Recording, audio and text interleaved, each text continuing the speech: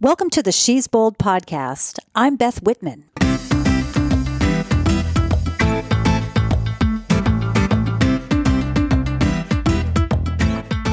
Hello, and welcome back to another episode of the She's Bold podcast. I am back in Seattle after a couple of fabulous weeks in Morocco. And if you've been following along on Facebook or Instagram and are now convinced that you must come with me to Morocco in the future, shoot me a note at beth@shesboldpodcast.com and I will get you some more information about our upcoming tours. I really appreciate you being with me here today. If you're new to the show, this is where I feature one-on-one conversations with inspirational women in order to share and highlight the bold things they are doing. These are really some incredible women, including musicians, best-selling authors, Olympic athletes, medical professionals, and adventurers like today's guest. If you like what you hear and you want to support this ad-free show, you can do so by going to patreon.com/bebold. Patreon supporters help me bring these conversations to you, and I can't tell you how much I appreciate it. You can do so by becoming a supporter with a donation of just $5 a month. As a patron, you'll get access to bonus audio content, have the ability to submit questions for me to ask guests, and ladies are invited to become part of a private Facebook group. A huge thank you to my Patreon supporters. I do really appreciate it, as I said. Today's guest is ocean rower Lia Ditton. I chatted with Lia back in episode 80, almost exactly 1 year ago. Now, I highly recommend that you go back and listen to that episode if you haven't already, or if you did hear it and you just want a refresher, it's going to give you a lot of background on Lia, and it'll really help you understand today's episode a bit better. Now, I wanted to circle back around with her because she is about to embark on a pretty incredible journey. She's planning to be the first person to row across the North Pacific from Choshi, Japan to San Francisco. Now, she had originally intended to do that row this year, 2020, but she's pushed that out until next year. And this year, she will be rowing from San Francisco to Hawaii. Now, that's going to get her and her boat partway to the starting line for her big event in Japan next year. Now, when she completes this trip from Japan next year, she will have been the first person to have done so. That's a pretty incredible feat. In this episode, she describes her most recent training rows that she's done that have put her up close and personal with sharks, as well as encounters with other boats. Now, the captains of some of these boats likely thought that she needed rescuing, and that was actually quite far from the truth. But in these training rows, she had some pretty harrowing experiences, and she goes into some great detail about that. The thing that strikes me about Lia is how methodical she is in her approach to her ultimate goal of rowing the North Pacific. Now, if a person were to just hear about her adventure and this ultimate goal, they might immediately have doubts about whether Lia, really maybe anyone, could accomplish this mission. But when you hear all of the preparation that goes into it, all of the training, all of the hardships that she endures in the name of training, just training for this big expedition, you realize that her goal is really quite possible. Now, she's planning on departing for her San Francisco to Hawaii row sometime between mid-April and mid-June of this year.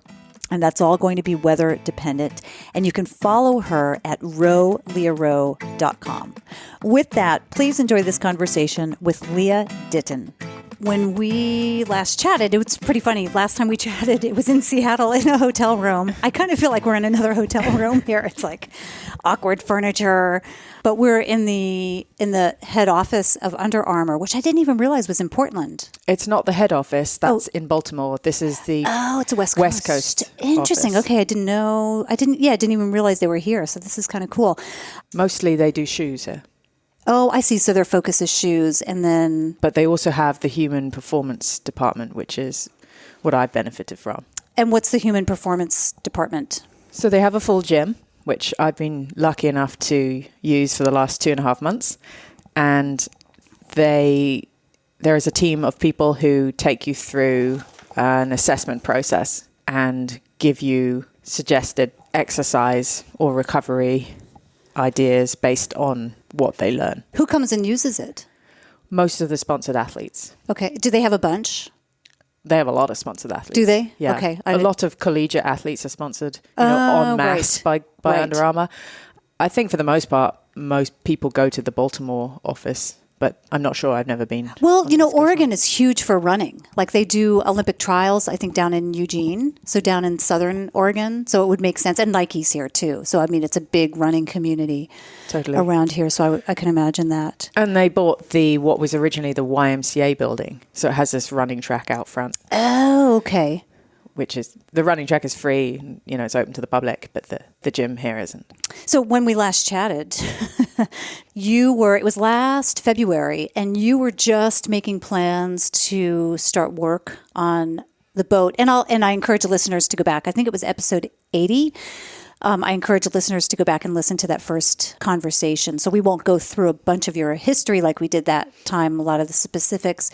But when you were in Seattle, at that point, you were just making plans to work on a new boat. The plan is that it will take you from Japan to San Francisco, 5,500 miles on the North Pacific route.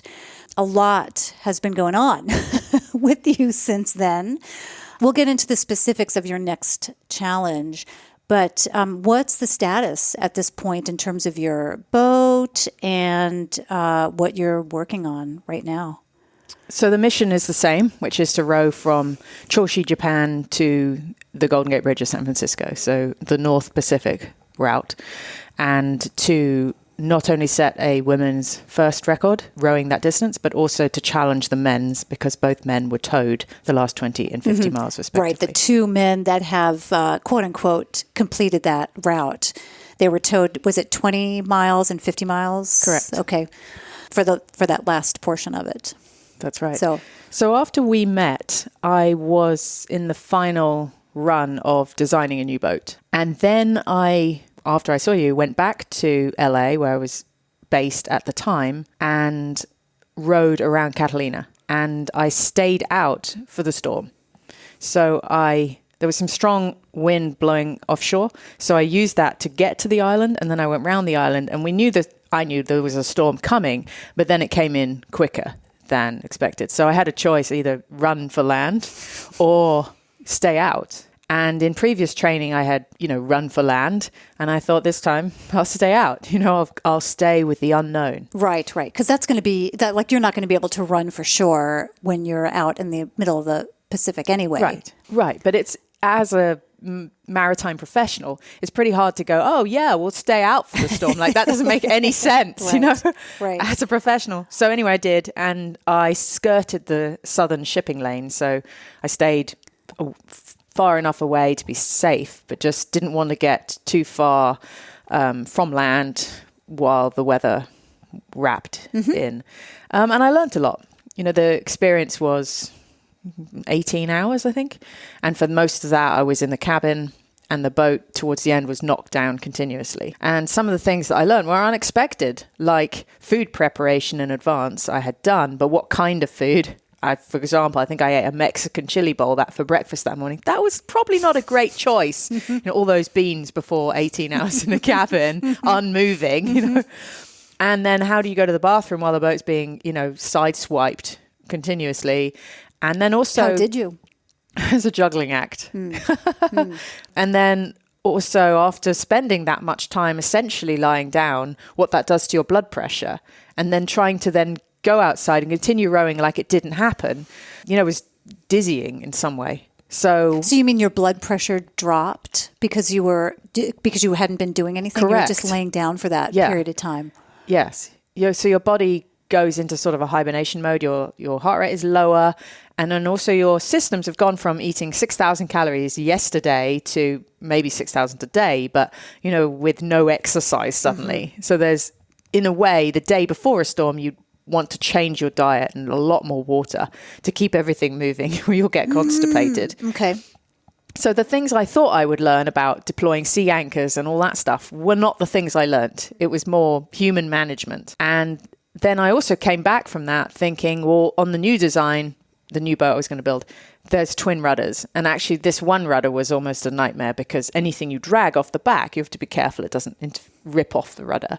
And we had twin rudders on the new design. I thought, no way. You know, I was adamant. It wasn't a yes or a no, or maybe it was just like, forget it, you know. So I came back in having made a hard decision on the design and also learned some things, but also gained quite a bit of confidence with the boat. And so started to assess, should I really be building this new boat, which would arguably be faster, but was also an unknown in so many areas, versus the boat I had now done almost 3,000 miles of rowing in, gone through 2 storms, and no. And I had a week to decide that as I drove the boat in tow to Washington. And I think the pivotal moment was the flagship inn in Ashland. Now I ran a bath and I made that decision. You know, I was going to stick with what I know and have built on that experience, but change the things that would make it safer. And so I arrived having made the decision. So that was a great experience for you to have ridden out that storm. Just such a big learning lesson for you. Correct. Yeah, and it wasn't easy. I mean, when I came back to land, I was barreling in, you know, with the waves and the wind, and it was spectacular and also very different because, you know, you row out of Marina del Rey and you're used to this pancake flat water and this beautiful whatever, and then most of it was shrouded in clouds and then unveiled sporadically, and there were storms, and it just felt like the ocean rather than, is that really LA? You know, like it was so other and disconnected in a good way. And then when I turned in through the breakwater, I mean, holy moly, that breakwater sort of rounding, I did at 8.5 knots in my boat. So that's approximately 4 times the normal speed of my boat. Having to dodge rock and whatever, it was like a breathtaking experience. And then you come in the breakwater, it's a mile then to the dock on flat water. And you have all these tripper evening boats, you know, double deckers with parties. And it was just so surreal. You know, you've just been out 4 days I'd been at sea, gone through goodness knows what, and now this triple boat with the parties like boom, ba-doom, ba-doom, ba-doom. You know? Yeah. And I'm texting as I'm rowing down the right. So were you petrified? Like, did you think that you might die in that storm? No, not at all. No. How could you not? Well, it wasn't that bad. So in my mind, if you're going to and fro, it just seems like you would sink or you'd be tossed out or... No, it was reassuring that the boat could handle it. You know, they're designed to self-right, i.e. roll over. But we didn't do that. We just got knocked down because once the wind had switched off, the waves were still quite big and now disorganized. So there was sort of sloppy mess of waves that would just sort of, you know, push you down and back. But because I wasn't towing anything at that point, you know, I wasn't dragging a line or anything, I'd stopped that. There was no resistance. So it was just a sort of bouncy thing. And did you know where you were at that point? If you're being tossed around so much, could you get your bearings and kind of figure out where you were? Or you, like, I don't understand that. So it's I have GPS. So it was just making sure I didn't kind of overshoot Malibu and start heading up the coast. Right. You know, how long is this going to go on for? That was the concern. Got it. And then in the evenings, I had very little power and would listen to sort of one song every few hours. I was having to meter, you know, power. Did anybody know that you were out? I mean, my tracker was on. And so, yeah, my team. Did they think you were crazy? Or was that just like it was intentional? It was intentional and a smart thing to do. Yeah. See, you're like I'm coming from a place that I can't even imagine having done that. So all my questions are like, it sounds crazy to me to put yourself in that kind of a situation. Sure, but it's just like staying out, you know, in the forest when it's raining or the thunder and lightning come through. You know, you go, okay, well, I'm pretty familiar with this environment, not so much with what this weather is going to do, but you know, we just have to trust our experience. But those experiences are so valuable because, you know, you're pushing the bar higher of tolerance, of your awareness of what can happen, of you can make small changes as a result of it. You know, that's really the difference, I'd say, between how I'm going about my record attempt to how most people row the Atlantic, is they don't go and put themselves out there in bad weather. Right. They train in good weather, and then they get the shock when they when they go out there. But not everyone can. You know, it's no criticism by any means. Yeah, when it's pouring rain in Seattle, and I think that I have to go out for a run, and I think, oh, should I just go to the gym? You know, on the treadmill. I'm thinking, I have no control over the weather. If I'm going to run a race somewhere, I might as well just go ahead and run it in the rain, because the rain in Seattle is my training run, because I don't know what's going to happen once I get out there. So it's kind of the same thing. And there's something satisfying about making that choice and going through with it. Like if you run in the rain and then you come in, you get soaked. But there's a satisfaction that you went through with it. So for me, there was that satisfaction and this whole list of little learned things. And then off the back of that, I could imagine this new boat design in other scenarios, which helped me make the decision on that front. So what is the status of your boat right now? So I decided I would not build a new boat. And I trailered my boat up and then I had it rebuilt in the ways that would make me happy to take it across the North Pacific. And where was that work done? It was done in Anacortes in Washington. So I had a work list that I wanted to do to the boat, and we did it. But it was critical to me that the boat was offshore tested before then I went across the Pacific. And lo and behold, I left I did a trip down from Portland to Oahu along the Columbia, and then I went out to sea. The boat had totally changed. So even though I thought here was the boat that I know that I'm going to build on that, the dynamic was completely other. So I won't say it was minor changes, but it wasn't a complete overhaul, was it? Yeah, the hull is still the same. The cabins are still the same, but we changed the weight and the location of that weight. And it was almost a different boat. Big improvement. Well, it was just different and it needed to be learnt all over again. So, if you could rewind that and know that, then I might have made some of those choices differently or brought in more specialists who might have been able to foresee the difference. But you feel good about the boat that you have now? Well, it flagged up some new problems. And so the boat then became light and skittish. And for the first time in a long time, I felt nauseous. The boat it wasn't just rocking side to side like a rowboat. It also had this sort of hovering motion at the same time. And for the first number of days on that trip down the coast, I could do nothing but get in the cabin and lie down. Rowing was fine, deck was fine, but in the cabin, trying to do anything sitting up, like messing around, just like, ugh. And then as the weather built, then I realized this was now getting towards a point of needing to do something drastic. So, yeah. So what did you do? Well, I removed the weight around the boat and instantly that motion changed. Oh, so that was all it took. Yeah. So the weight we had taken out was the weight I was now just putting right back. But you're going to have a heavier weight anyway when you're out. Not in that location, not in the cabin under the bunk.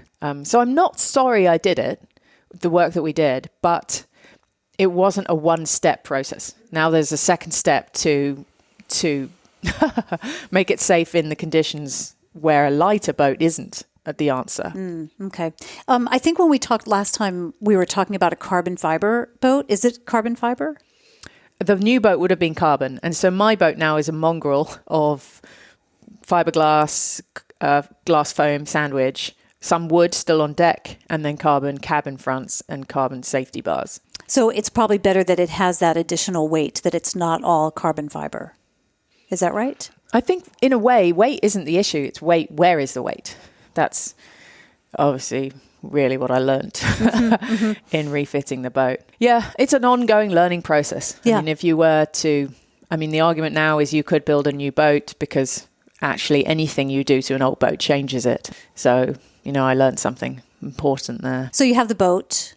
And what's the next? So the plan was, I know originally, and I won't rehash this whole thing, but originally you were going to head out a couple of years ago for the Japan to San Francisco trip. Correct. You had hoped to do it this year, but you were doing something in the meantime. How did all of that come about? Okay, so I started the project in 2016.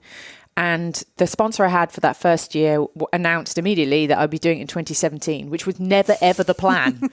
But their argument was, if we say it's in the future, no one will care. Right. I was like, and then, of course, it became the normal. And really, by November of that year, I was like, whoa, this was never, ever going to be on time in 2017. So 2017 became 2018, which then became a boat building project. And then it was going to be the boat should have been built in 2019, but wasn't. The existing boat was refitted. And then I rowed from Oahu down to San Francisco, which was a profound trip. Like, it was one of the most taxing, challenging, drama-filled trips of my life in 20 years of being a sea captain, for all the wrong reasons. So I set off over the Columbia River Bar, which was a sort of ballsy thing in the first place because it crushes ships. You know, it's 30 feet of water with a whole river running over it.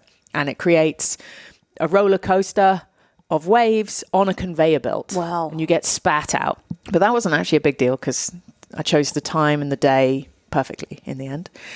And then I set off to row what should have been about 600 miles south. But on night number 1, I had a shark under the boat. Oh, geez. And so for the next 4 days, I had sharks swimming under the boat or around the boat, most about a foot away from me. And even though, you know, they're beautiful and they're stunning to watch, they're like 10-foot blue sharks, there's still sharks under the boat, you know. And I had all these intentions of fishing that were now thrown completely out the window. You know, I would just be catching fish for sharks. Right. I would be catching sharks.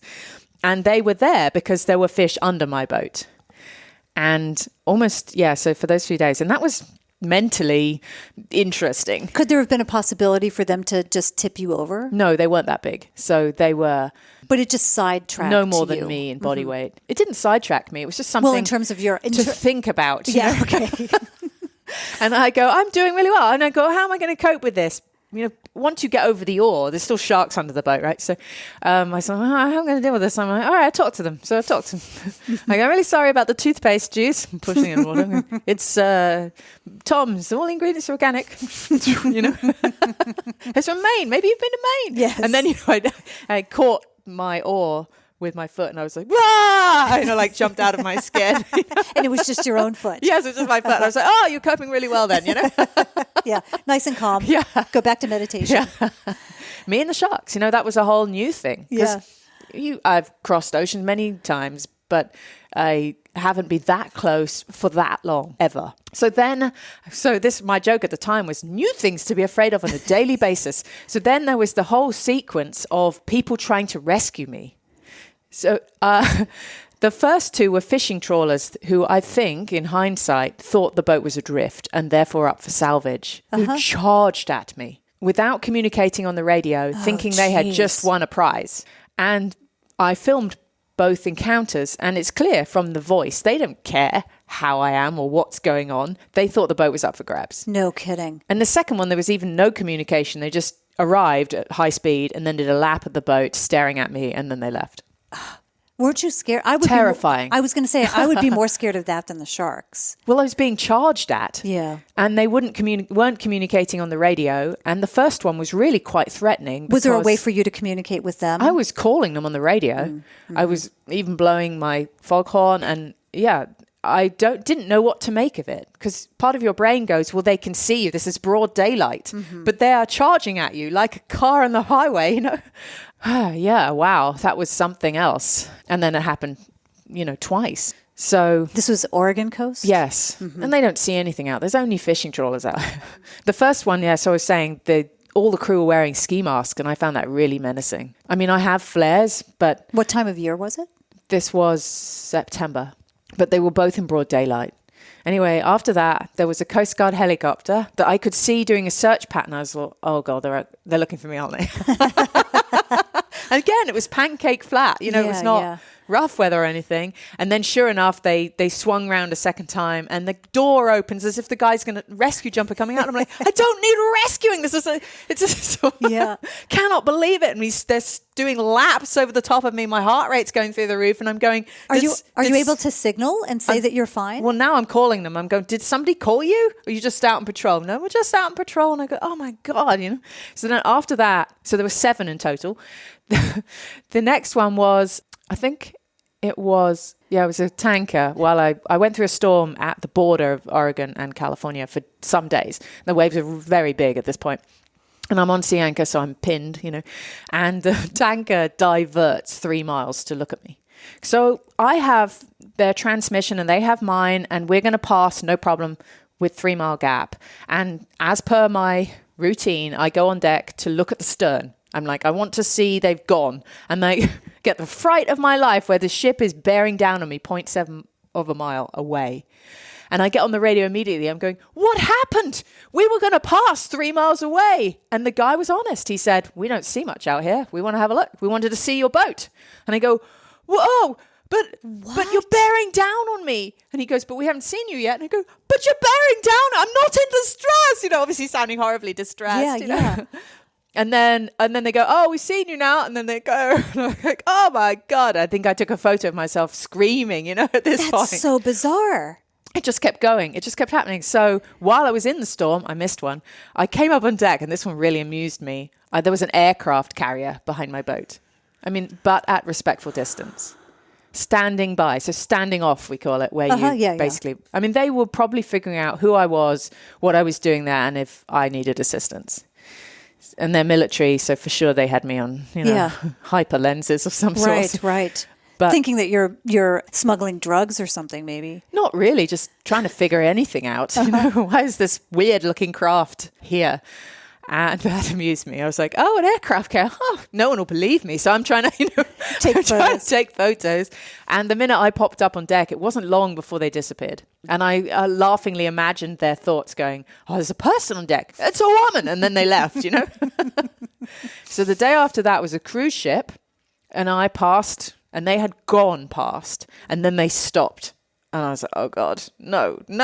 And then they start to turn. And I got on the radio again going, I'm fine. But I can't tell with a cruise ship whether they were trying to do it for the entertainment of the guests, because I'm transmitting and they're transmitting. I knew exactly where they are. So they decided that they would look for me. But again, the weather wasn't such that anyone would not need rescuing in flat water. But the captain and I had this hilarious conversation, funny in hindsight. And he goes, where are you going? And I go, from Portland to San Francisco.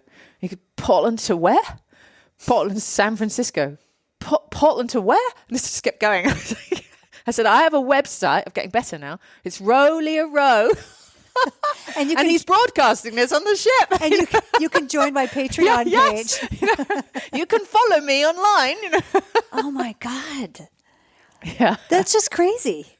I know. So was he incredulous that you were doing that? Like they've never seen anyone out there rowing before, or what? Correct. I just think it didn't make sense to them. Mm-hmm. You know, a rowboat out here? This must be in distress. How far offshore were you? 50 miles, 60 miles. But I think if they actually thought about it, they go, okay, a rowboat that's transmitting has power. Right. And power is maintained by something. Right. So I learned two things. One was I had redone the vinyl wrap on my boat to be visible, which backfired spectacularly. And then also the name on my transmitter is rowboat, because I wanted to convey that I am a small, unmanned, unpowered vessel. And I think that needs to be changed to expedition vessel. It was causing too much interest. So, yeah, you want to be seen if you need rescuing, but you don't want to be, faux rescued on a daily basis. Yeah, you could call it rowboat, I'm okay. No, please don't hit me. Don't worry. Please don't hit me. I didn't end there. So the next one was the Coast Guard. Now we settled in for days and days of gale force winds, because there was the high pressure system got squashed against the coast with no end in sight. And so I went through the third strongest weather I've ever experienced. Waves were just monstrous. The wind was up to 40 knots, but it was sort of epically beautiful. And what do you do in that case? Is that when you hunker down in the cabin at that point? And you're not outside I rowed, for that? But I didn't row nearly as much. So before I'd row 12 hours a day. Now I was rowing 4 because of the exposure. So I'd wear 2 ski masks, sunglasses, gloves, multiple layers, but just the wind in the face. But everything's just soaking wet, right? No, not wet at all. Oh, it's not? No, but there's so much exposure from the strong winds, and also it's such a taxing environment to move around in. So I would limit that time, because you cannot afford to get too tired, because you're in a survival situation. Right. If you need your energy. Yeah, and I was trucking. I was doing 60-mile days in a rowboat. Just most of the nights were spent intermittently bailing water with a hand. I have a Billows hand pump. I didn't have power at this point, so didn't have enough power to run that. So yeah, you'd hear this wave dump into the cockpit, and then you'd reach the hand out, and you'd do like 16 pumps would empty the cockpit. But as it got more hairy, I realized that I should just leave some of that water to a limit, so that it didn't slop. And then as things got worse, then I was starting to think, well, what can I fill with ballast and where am I going to put it? So I was starting to think ahead of this isn't going down, this is going up, this weather. And then, on deck, it was scary to be outside. So I would try and go, okay, bye fear.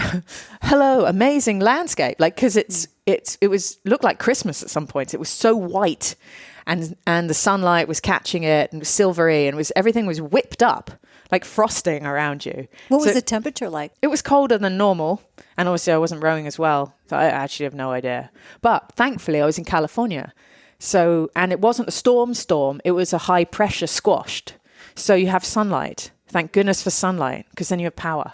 Whereas the storm of Catalina was a grey smothering blanket for 18 hours. Whereas this, I had wicked visibility. Got it. And that takes a lot of fear out of it too. Mm-hmm. But yeah, I mean, the waves was now cascading, so they're crumbling at the top, and you could see right through them like wine bottle green at the top. So there was a lot of beauty in that wild. It felt so wild. Do you stop and take photos? I film. But again, to film was a challenge. To stop rowing, I mean, the oars at this point can break your arms. To stop rowing, to hold the oars, to turn on a camera is risky as hell. I mean, the oars are creating rainbows with spray. It's beautiful, but it's high risk at this point. Do you have a GoPro set up? Is that what you do? I have them all over the place. I have the Garmin version, which is actually better on audio, which is called a Garmin Burb. But I have limited footage of all of that weather. And then, of course, you have no point of reference of how high the waves are looking at it. But you can see the effect on my body. You can see how slow I'm moving, how tired I look, how much effort everything takes. And then I've got another bit of footage where the wave kind of crumbles, and I'm trying to fill up a bucket, and even that is challenging. So then the biggest thing was, how on earth do I get to land? Because now I'm in this giant roller coaster scenario that we don't know when that's going to end, and my visa's running out. Just to add challenges to it. Mm-hmm. And there was one day off in the middle of it before the days of gale force, where I was 40 miles from land. So that would be 2 hours by Coast Guard cutter. And of course, my team are freaking out and they want me to just get towed in. And it was a training row, so I'm not bothered. There's no shame. It's not a success trip. It's just training. But the Coast Guard wanted to come at 6 a.m. in the morning. Yeah, but it's going gale force at 6 p.m. And so you just forget that, right? But it wasted all of my afternoon. And so what did they want to do? They wanted to come out in the morning when they could see better. What do you mean they wanted to come out? They wanted to come out and tow me in, but they didn't want to tow the boat. They wanted me to get off, and I wasn't prepared to leave my boat. So what happened? Well, I stayed out for the gale force winds. Oh, I see. Okay. But there was a one small window of avoiding it, and my crew were desperate for me to take that. And I tried very hard to get to land before it started, but I couldn't make it. Mm-hmm. It wasn't doable. So you stayed out. I didn't have a choice. Mm-hmm. I was out. Right. And the land slopes away. So when I was 40 miles there, then I was no longer 40 miles away. And that was off, just north of San Francisco, Bodega Bay area. They're north of there, they were going to come out. And the Coast Guard were up for it. It wouldn't really have been a challenge the day they could have come, but I guess they wanted the challenge of the day after. I don't know.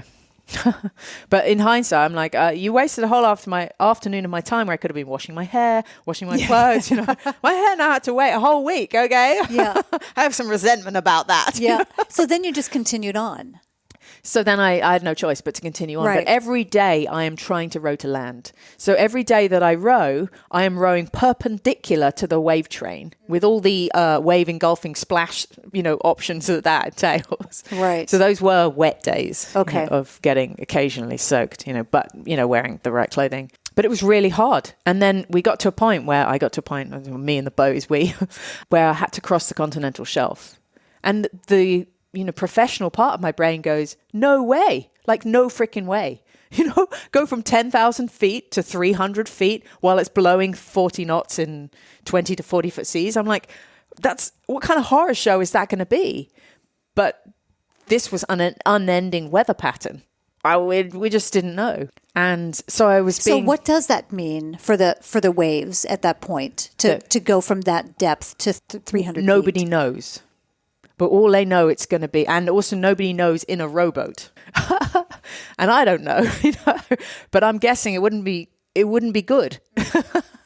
But the days are going on or whatever, and I'm kind of having to be coaxed in at this point. But my professional self is just like, let's ride this out. You you have plenty of food, you're safe, you have a routine going. Why take a risk? It, yeah. Yeah. So there I am at 3 p.m. Finally, I'm like, all right, we'll go for it. So I go for it. And the waves just get bigger and bigger, and now they're breaking. I'm rowing breaking waves. And my brain is freaking out. So I'm playing music really loudly and going, this is just a normal day. This is what we do. We row in, apocalyptic breaking waves, And then it hits sunset. And I realize that I'm going to have to row nonstop through the night where I am. And I'm now converging on shipping lanes. And there's a sort of red haze of the sunset blowing. The sun is now through all the spraying water. And I can't do it. I'm too worn out by just being in this environment. I can't do it. And I've already got this thing going where I know that these breaking waves could snap an oar or my arm. And so I know to just let go the oars. I'd sort of trained that and become good at that. But I can't do that at night because I can't see them coming. So I said, I have to get out of here. And then I'm thinking, have I left it too late? Because I'm north of this bank that's 150 feet. So I'm on 300 or 400 feet in huge seas. And, in my mind, I'd be like catapulting over this 150 feet. So I basically row for my life. I turn around and it starts to get dark. And then the thing happens that always probably was going to happen, which was a wave takes me down. And I see it. It's just a loud roaring wall of white foam coming towards me, and boom, down we go. So the boat is on its side, but it comes right back up again.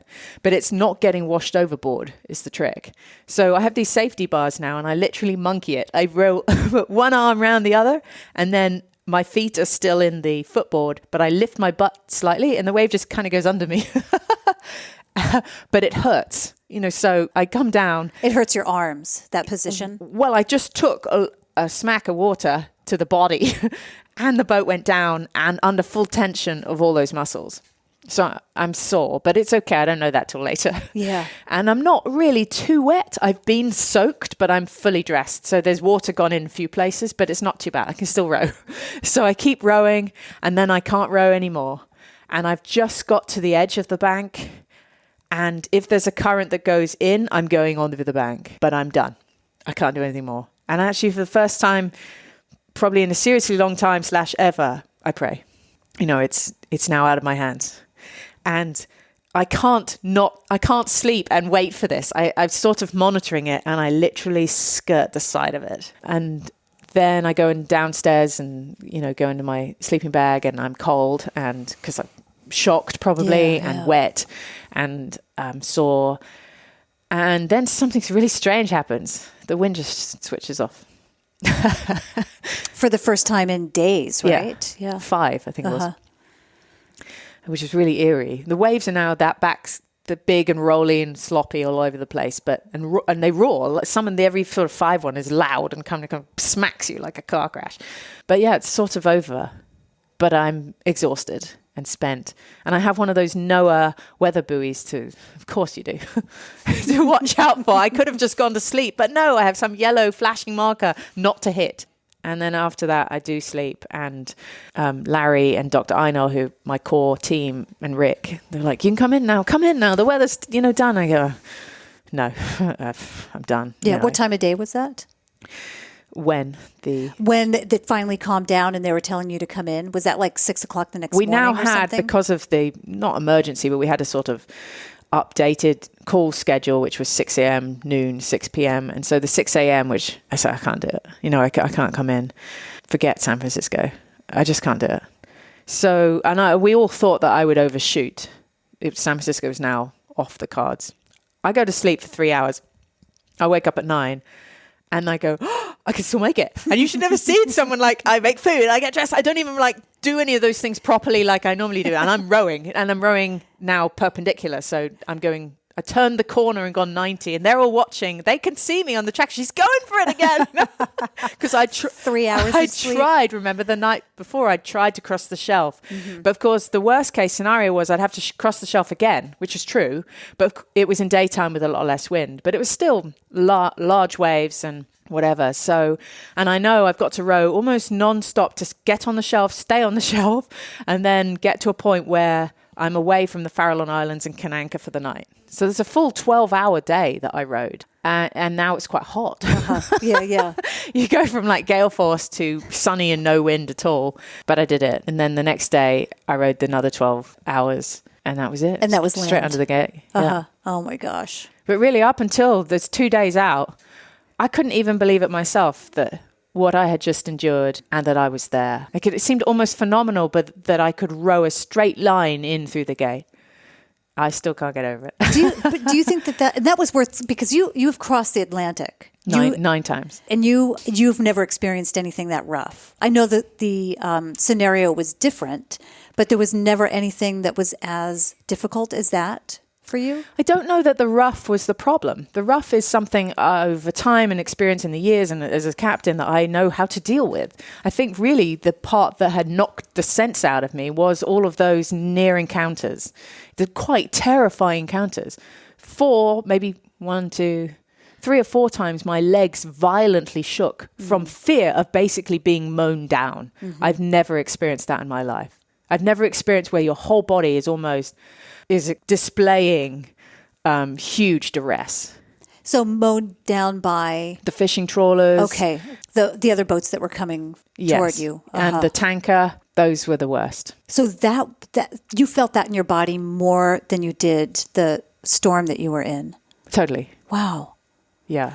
That's as abject fear of being it's imminent death is what I experienced for the first time in my life. Amazingly can still cognitively function, know exactly what to do and to do it, but also fully aware that you're not entirely in control of your body at that point. I mean, when I was communicating, I'd have to sit down. Just your fight or flight is firing so fast. And then you've had this huge cortisol dump that you have to recover from. And I think by the time that tanker was really the last point, I didn't want to go anywhere near the shipping lanes. I sort of had an allergy to them. In fact, for some months after that trip, I could barely look at a tanker and without feeling my stomach PTSD backflip. From it. Yeah. You know? How many shipping lanes do you have to cross going across the Pacific? Like either San Francisco to Hawaii or Japan to San Francisco? Well, it's not so much lanes. You'll have a lot of traffic outside Japan, you know, and then again coming back towards this coast. But essentially I did the run into San Francisco. I drilled the arrival. You know? Right. But yeah, it left me with a work list in my head of things that needed to change with the boat in that extreme of weather, and also a lot to recover from. So what, I keep asking this, and then I get these great stories. The status of the boat at this point, it's docked in California? It's in California. And how has your plan changed, and kind of what was the impetus behind that from, because 2020 was going to be your year of going from Japan to San Francisco, and that's changed at this point. So I had every intention of rowing from Japan in 2020, you know, the millennial year and all that stuff.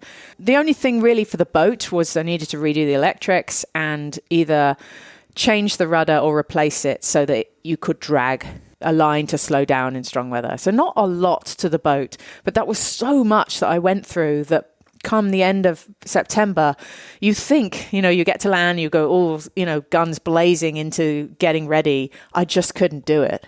I had 2 months really before I stopped feeling tired. And I was training here in Under Armour. And how long was that trip?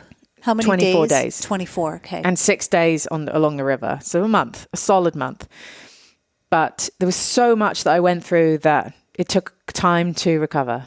I felt Thanksgiving, which is the third week in November. By then I turned a corner, but around that corner I got drawn into the search and rescue for somebody else. And that was almost like living your own search and rescue. I couldn't understand why it affected me so much. I grieved for somebody I barely knew because their family asked me to get involved. And what was his name? His name was Ruan Yu, and he was Chinese. And I've known his story since 2017 when he turned up in this bright green boat in the bay. And everyone said, oh, there's another rowboat. You better go out and have a look. And I was like, oh, I know that boat. You know, it's rowed to Hawaii twice with teams that I knew at the time, you know. And so I rode over to have a look, and this tall 6-foot-something Chinese guy drinking out of a 2-liter Coca-Cola bottle stood there and didn't really want to chat. So I was involved in his first trip to Hawaii, giving him advice via his friend who would translate, most of which he ignored. And after that, I didn't really want to get involved too much. Right. And when he set off again from Maui, I was not aware of it. And then he got helicopter rescued. And that was the end of that boat. But he turned up again in the bay in last year, so 2019, bought a different boat, not really aware, I would say, of the differences in the boat, then made a series of very unwise decisions on safety equipment and set off again for China via Hawaii, via wherever.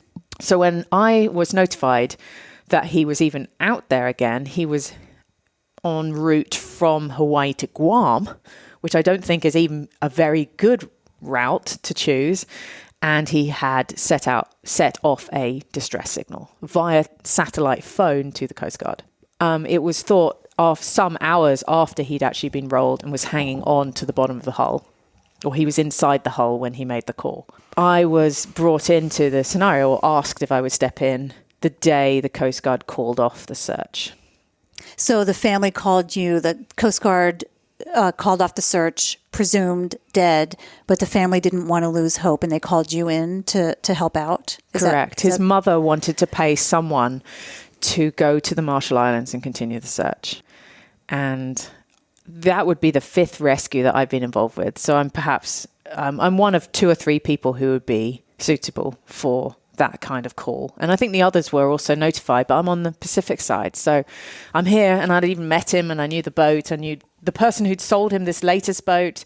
When you actually go out on a search and rescue, do you go in your boat? I don't. No, I never go out. Oh, okay. So you did not go out. You've been called for it, but Correct. You don't go out. It's all coordination via land. So it's coordinating assets like contacting the Coast Guard to go out with a C-130, which is a search plane, or the helicopter to pick up somebody. Yeah, I've never been out at sea. So this would be unique. They wanted me to fly to the Marshall Islands, and I did some quick preliminary research into what that might cost and said it'd be about 15 grand a day with no hope, with no knowledge of the outcome. And then I spoke to the Coast Guard, and they filled in a lot of gaps. And then really over the next few days before decision was made about what me or anyone else might do, I eliminated really all the other options, pillars of hope. And I think that was the heaviest part of it, was when I knew what the Coast Guard had done, there were things they hadn't done. They hadn't, for example, sent anyone up to the hull and banged on it. And I couldn't believe that, because he had set off the distress call from inside the boat. And yes, they had seen him by plane on 2 days after that, hanging to the wreckage. But if I were him and there was the option to do that, I would have got out of the sun and gone back into the shelter of the boat. But 3 or 4 days after that, I spoke to the manufacturer of the boat, who said by now there would be 400 millimeters of air, and that was not survivable. So there were these ideas of what he might have done or how he might have survived that was slowly just eliminated. And I think by Thursday I said, look, the best plan is we post a reward among the fishing fleet in the Marshall Islands to find the boat, like a mass search, which was, even the Coast Guard thought that was quite brilliant. So we set about contacting the consulate in the Marshall Islands and getting the reward out there. But then the family flip-flopped and said they didn't want to know.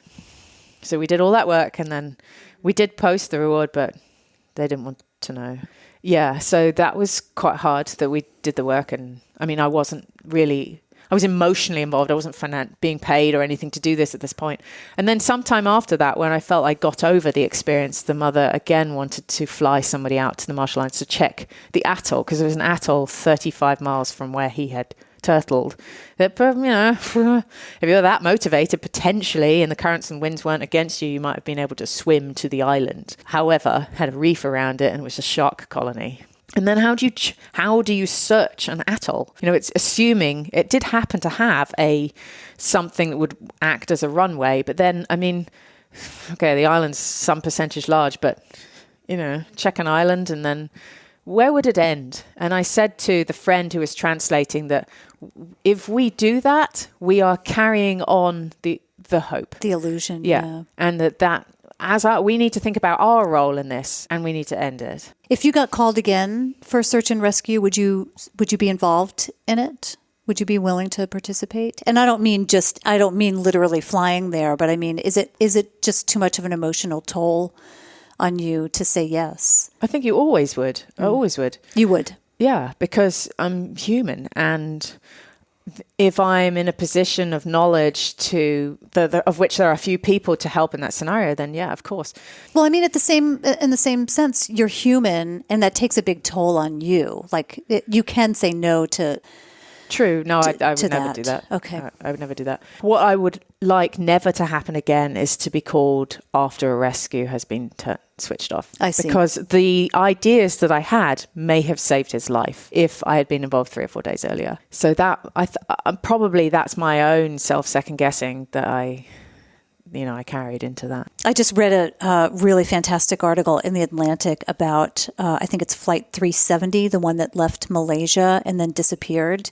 And it's an amazing story of a lot of bungled efforts, mostly from the Malay government, I think, because they were trying to cover things up and they didn't want to look like fumbling idiots, so they didn't report certain things. But it was kind of that same thing as if somebody had participated early on and done the right things, that it's not that people would have answers. The families would have answers to what happened to that plane. That's really sad. But yeah, it's kind of the same thing. Part of me feels in a way, and this isn't necessary really even to say, is that the rescue efforts may have lured him to his death. He was safe up until he thought the plane overhead was going to rescue him, and then he came out on deck. And then he was safe, even clinging to the hull, until they dropped him a life raft that he never would have been able to swim for. And so their assumption was he swam for the raft and drowned. But that's an assumption, as I pointed out, And did he have a life raft? So there were all these, there's all these things you have to sort of cross off. But say you were involved at the beginning, well, he hopefully would, or he or she would be more versed that plane isn't necessarily going to take you, for example.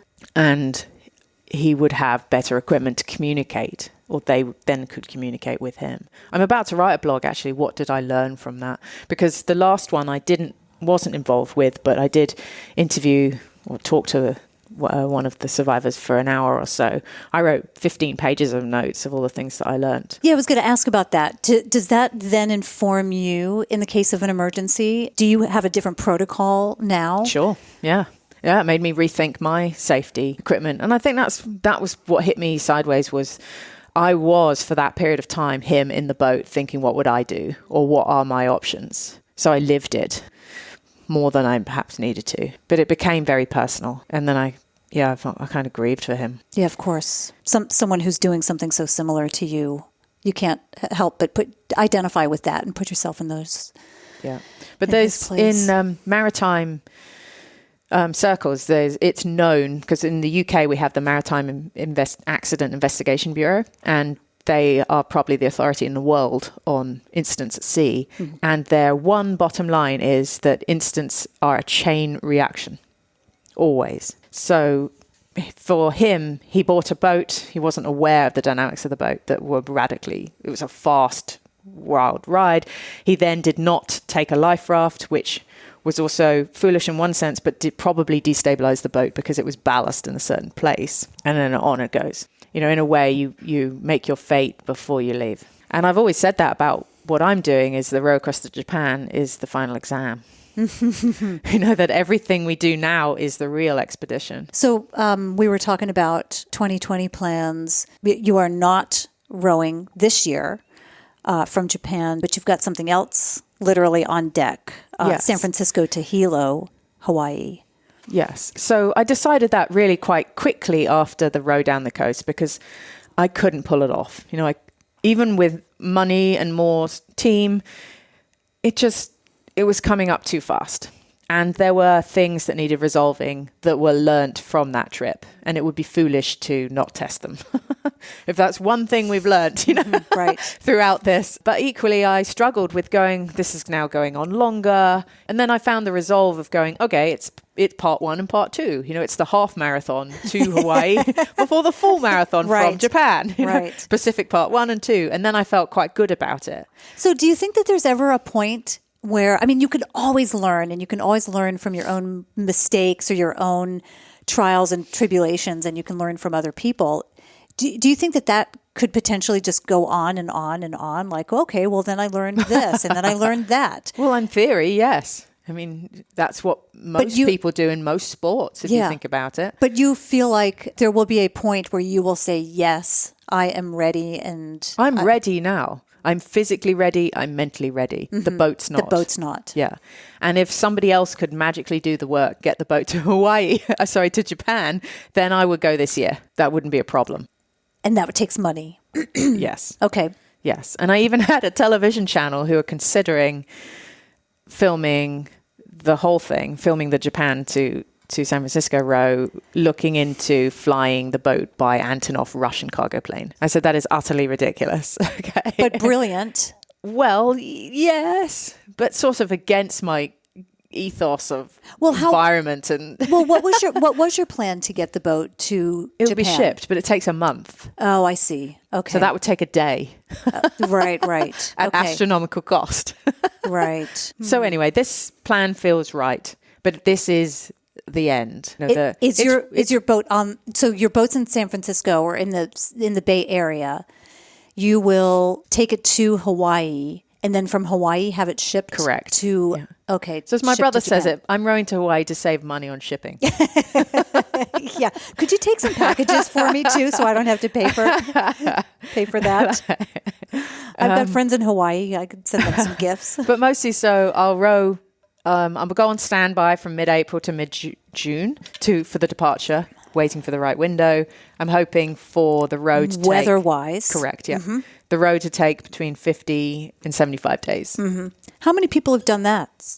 2 on record. No kidding. 1 male and 1 female. A lot have rowed as teams. So I think about 26 or even maybe 30 have rowed as teams. But as solos, Rob Eustace in 2014 rowed in 52 days, and Roz Savage rowed in 2008 in 99 days. And then others have gone by. So there have been a couple of non-stop rows to Australia.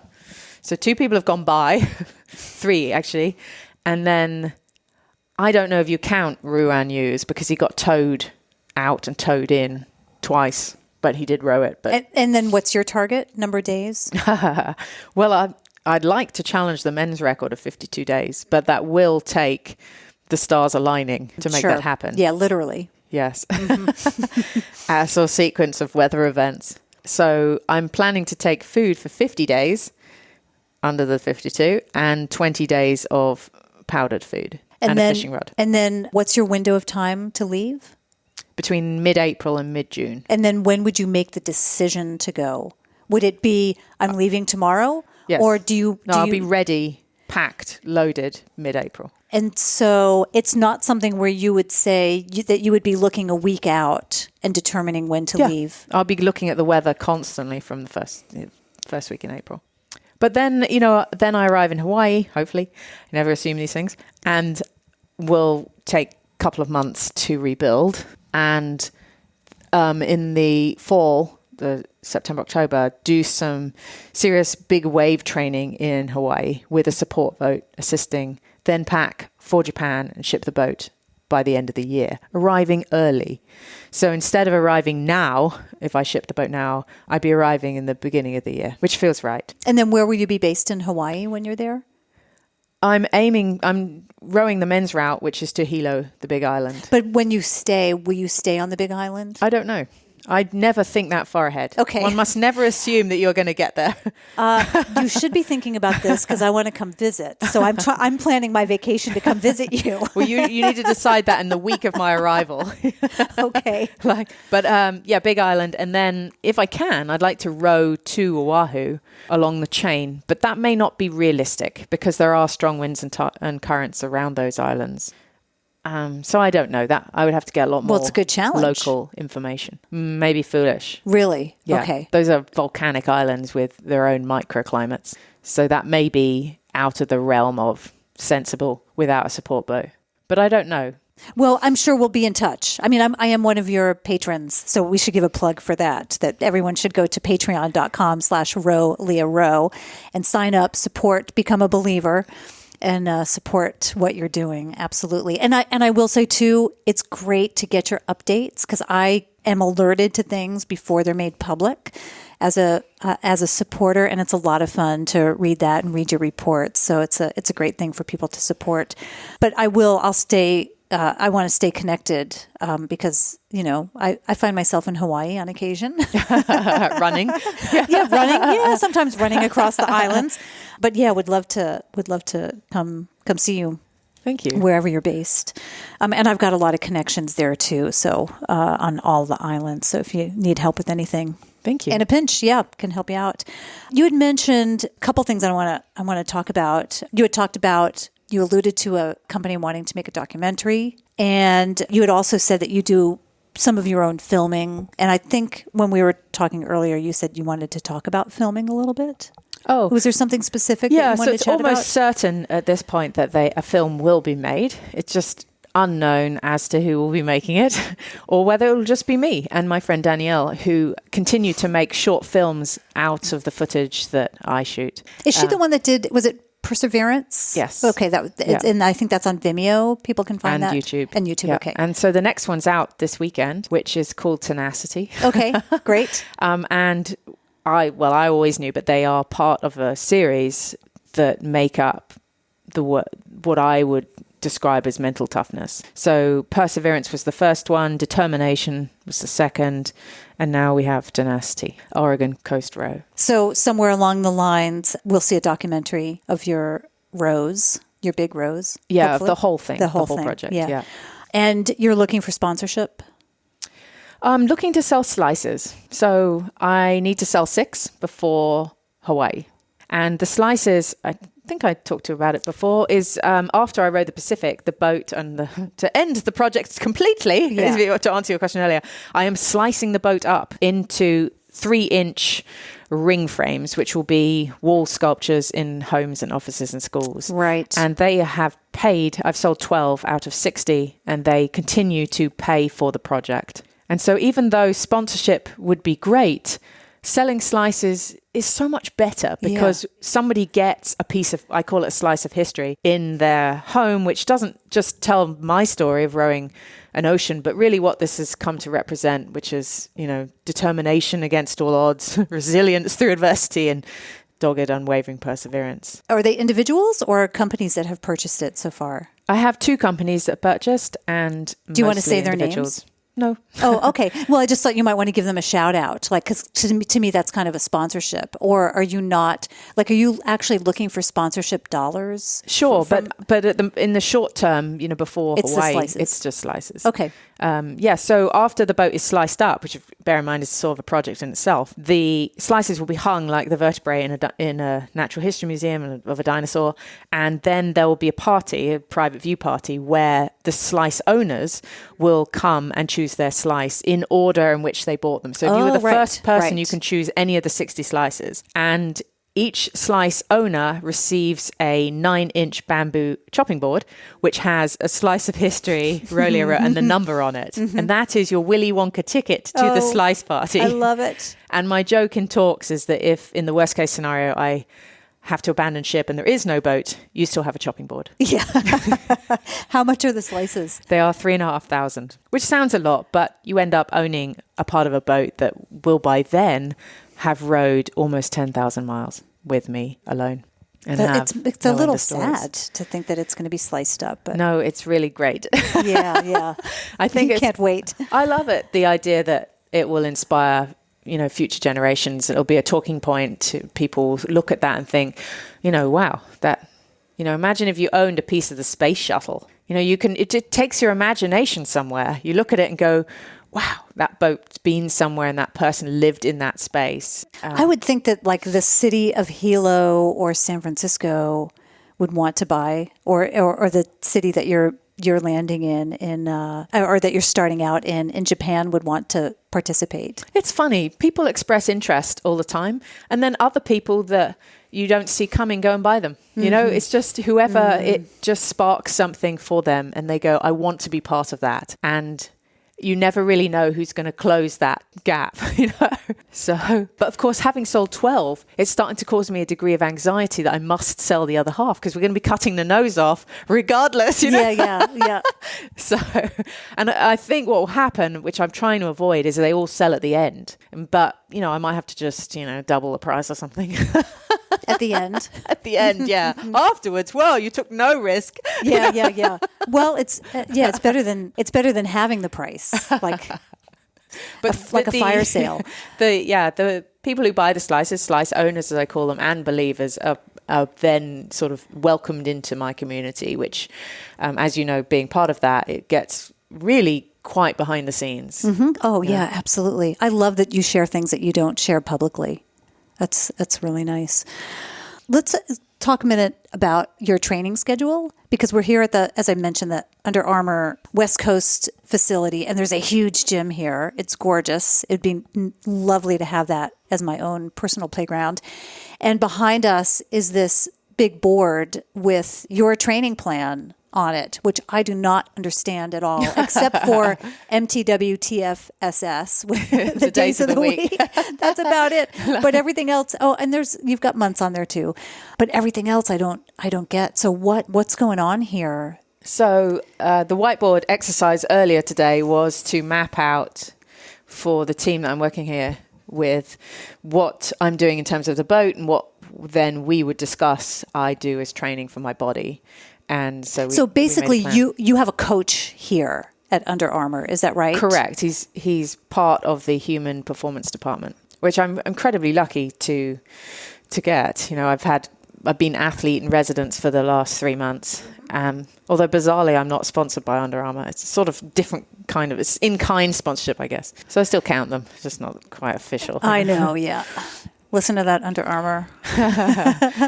You could get so much more. You could get a slice of history. But it's great, because we're not just looking at what I need to do in the gym or in terms of training, but we're looking at, well, what's going on in the rest of your life. You know, if you're rewiring, repainting, rebuilding the rudder, as you see, well, then you don't have time necessarily to spend your whole morning in the gym. And so then we block it in different ways. And we're looking at parasympathetic and sympathetic workouts, and what would be too much volume and too much stress, and balancing that. What's a parasympathetic workout? Is that yoga? Or a sympathetic workout would be yoga? It's actually the opposite. It's the parasympathetic would be yoga. Parasympathetic Yeah, would it's be the yoga. opposite to logical. Okay, yeah. But depends on the type of yoga. And I do hot yoga, which is aggressive, and a high heart rate yoga. So I only do that once a week, although I'm sometimes more. So yes, it's balancing that out. And then, as you know from running, sometimes you run to recover, you know, or you run to train. So some of the rows will be split in that way. The only benefit to me of sitting on a rowing machine is bum on seat time. Mm-hmm, right. And also, there's not much that you can replicate the drive through the legs in that way. So what is the parasympathetic exercise? So parasympathetic would be like gentle yoga. Gentle yoga, okay. Whereas sympathetic would be like a cold shower and a weight training. Yeah, got it. So this takes you through to September. And then I may come back here and be athlete in residence over the summer. We'll see. I hope so. Well, either that or stay in Hawaii. Yeah, well, there's that too. But I'm not sure how financially sustainable that might be in a way. For you, Hawaii. Correct, yeah. Yeah. It's, it's up there as one of the top most expensive places in the world. I know. I'm trying to get a residency at the Grand Hyatt in Kauai. Well, that sounds really, really nice. Yeah, I'm trying to convince. Keep me posted on that. They have a great gym there. I seriously, I've got friends who work there, and I petition them. I'm like, I could just be, an in-residence travel writer here and hang out and just post about this beautiful place every day. Haven't quite convinced them yet, but maybe with enough chocolate. So yes, I'm definitely going to have to flex my network and see who do I know in Hawaii. Can I stay a short time? Where can I keep my boat? I don't really plan those things in advance. It's just get there and then figure it out. Do you find that those things just kind of unfold for you? Like they tend to work out? they're just secondary to getting there and figuring it out. One thing at a time. Right. Okay. Yeah, that makes sense. Because if you make all those plans, then something doesn't happen, or you arrive late, or you don't arrive at all, and you just get there, worry about it then. Yep. Of course, that usually means that I'm sleeping on my boat when I arrive. Having made no plans means usually there's no plan. I know, but at least you have a place to stay. How true. many calories are you burning a day, do you figure? Because I know last time we talked, you are in the thousands of calories a day that you're consuming. Well, I know I signed up for one of those Lose It app, which is funny because I'm trying to gain it, and shocked myself about how much I eat. I was like, good God, I'm actually eating 4 to 4.5 on a daily basis. No It's no way. big deal rowing in ocean. It's not so much more. Really? Yeah, my breakfast, remember I said it was 1,000 like calories? Yeah, it's like 900 it's not. calories. It's 1,400.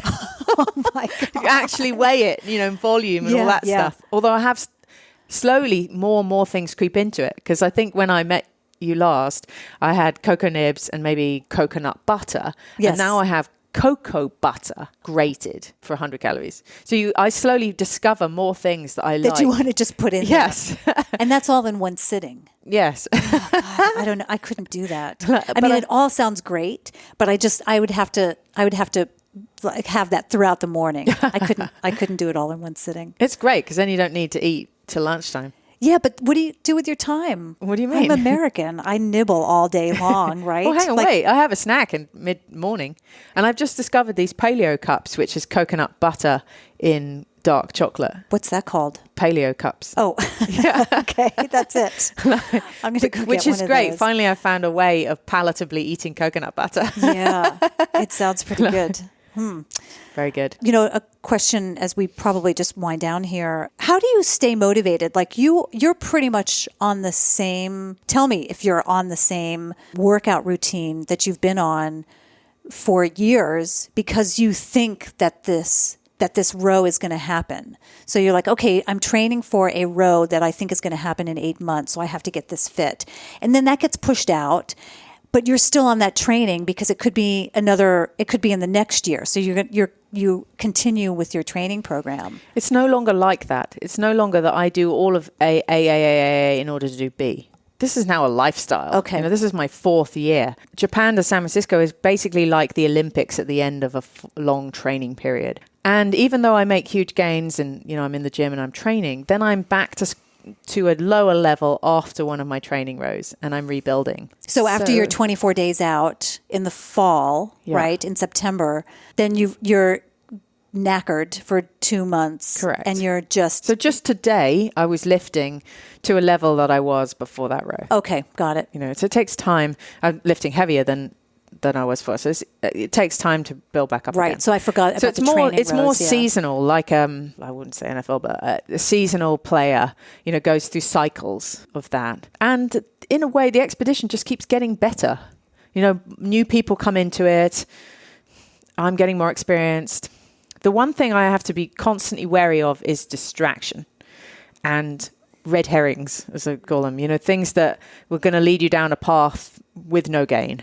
And there are a lot of them. And I think this week I woke up to the fact of how much of that is going on right now. And that for the next 2 months, I need to get rid of all the distractions. What are your distractions? And work on the boat. A lot of it is film, who am we making a film with, film channels, film meetings. It's like, I got an agent for a reason. I just need to have him deal with it and really not contact me. And other people wanting to sponsor me that I wouldn't necessarily approach and not really offering money. And they should go. Right. And then also potential team members. And it's like, okay, you could be a huge asset, but not right now. I need to do Hawaii and then we could talk. Like I've been talking to a combat psychologist who I think maybe his entry point into the product should be afterwards. And a business manager and just these meetings can go on and on and on. And anyone that you do bring in, there's some initiation process that takes more time from me before I gain anything back out of it. So it's time to just backstep and go, it's boat prep time, hire whoever I need to do that if I can afford it, and sell 6 slices. Sell 6 slices, get the boat ready, buy the food, pack the food. Do you do your own dehydrated food? I do not, but I would love to. Mm-hmm. I was just talking to a gal. She actually is a paddler, a kayaker, who's done the Inside Passage, and she's doing it a second time from northern Washington up to Alaska. And she has her dehydrator going 24 hours a day, she says, just with food, with fruit and chili and soups and all sorts of things that she then brings with her. But does she doesn't pack it all in the boat? No, she doesn't pack it all in the boat because she's got pickup points along the way. So every couple 100 miles, I think it is, or so.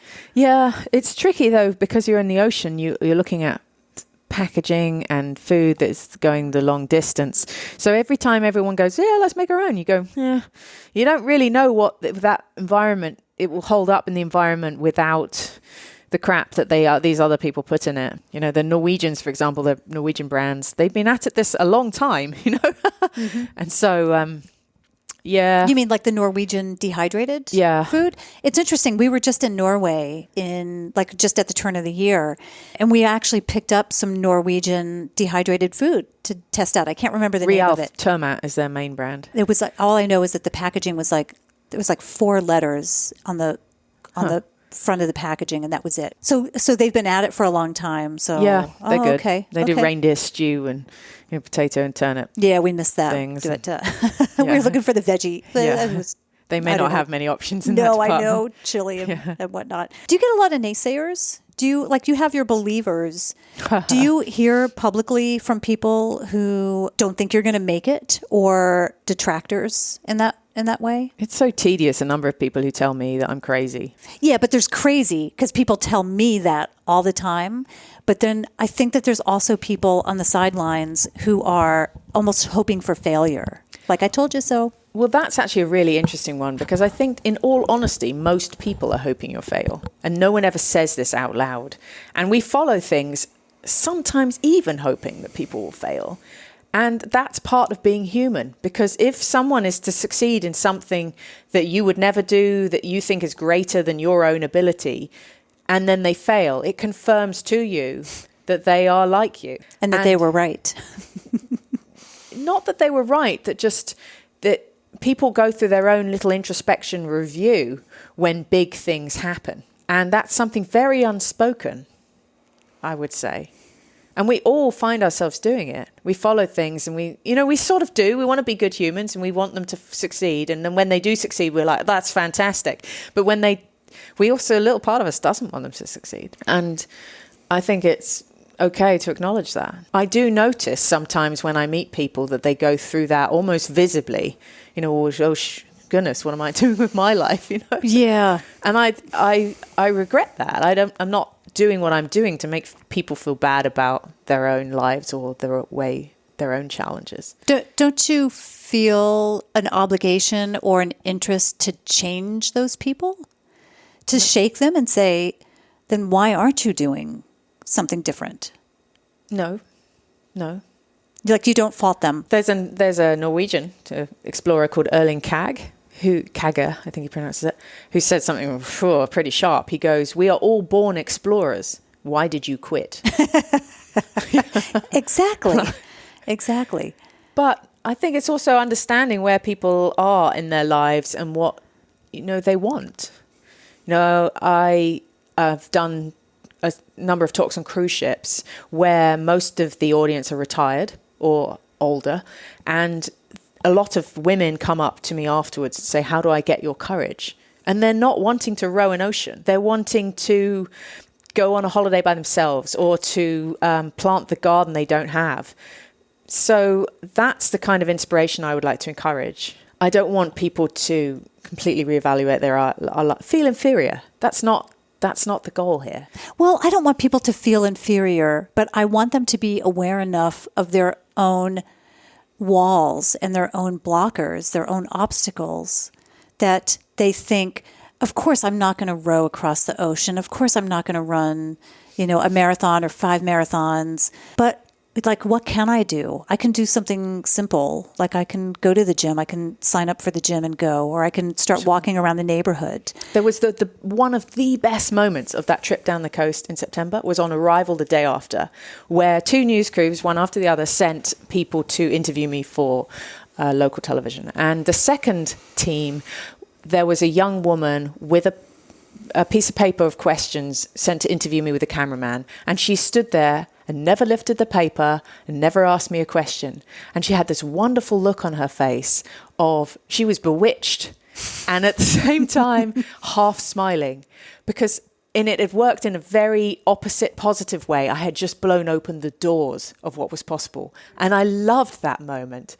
And I did all the talking. Obviously, I hadn't been talking to anyone for about 24 days or whatever. And from the previous interview, I knew all the questions you were supposed to say. She was fine, you know? Yeah. But we were in this moment where I sort of knew, and I felt, I don't really want to say it because it sounds arrogant, but there was some kind of change or transformative thinking going on that was quite visible in that woman's face. And it was wonderful.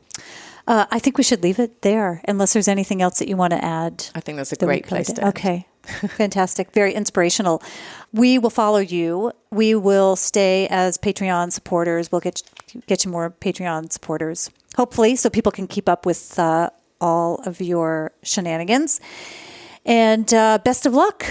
Thank you. I'll be following you. RowLiaRow.com. Yes, excellent. Lia, thanks so much for making the time. I know you have a busy schedule down here in Portland, and you're taking off tomorrow for California.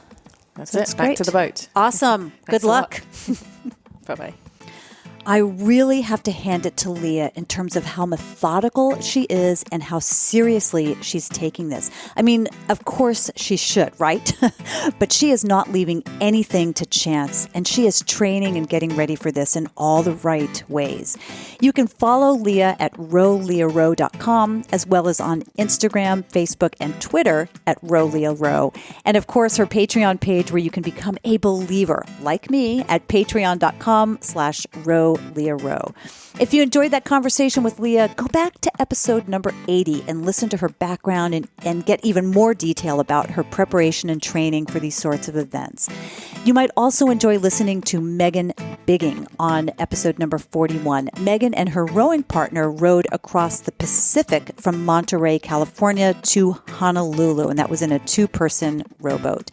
You can find those and all of my other episodes at shesboldpodcast.com/episodes or wherever you find your favorite podcasts.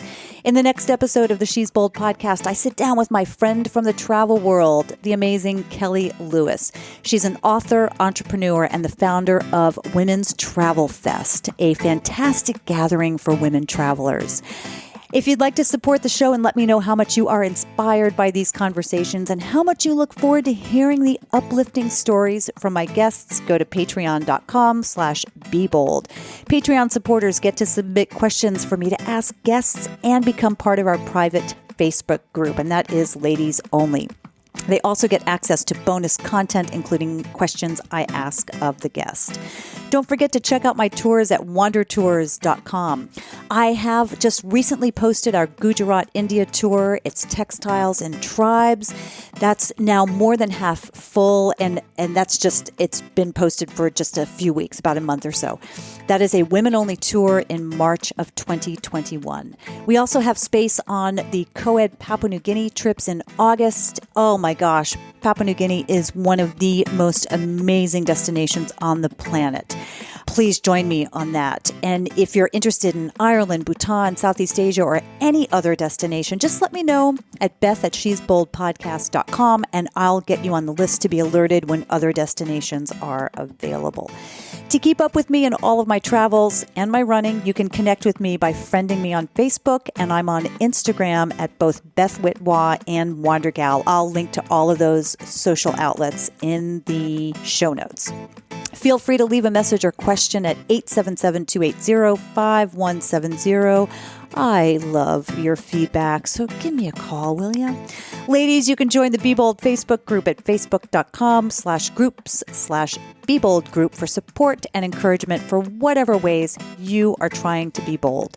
Thanks for joining me for another episode of the She's Bold podcast. And until next time, be bold.